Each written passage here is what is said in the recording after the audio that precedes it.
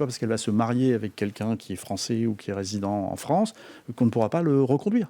Aujourd'hui, la question qui démissionne, c'est assez invraisemblable, mais le maire de Chécy, en Seine-et-Marne, et tous ses adjoints ont présenté leur démission lundi parce qu'ils étaient contraints par la justice de célébrer le mariage d'un étranger visé par une OQTF, une obligation de quitter le territoire. Est-ce que c'est normal d'être contraint de célébrer le mariage d'une personne qui ne devrait pas être en France? Est-ce que vous comprenez que cette situation puisse choquer? Alors, oui, non, mais évidemment, je comprends que ça choque. Vous mariez quelqu'un qui, normalement, n'a pas à être là. Comme citoyen, évidemment que ça me choque. Après, il y a les règles de droit qui s'appliquent.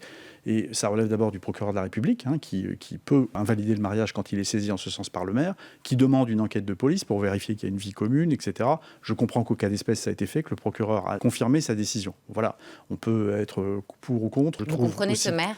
Je trouve aussi que ça peut paraître aberrant pour nos concitoyens aussi. Moi, ça me semble aussi aberrant. Ce sont des choses qu'on ne comprend plus. Voilà, nos citoyens ne le comprennent pas.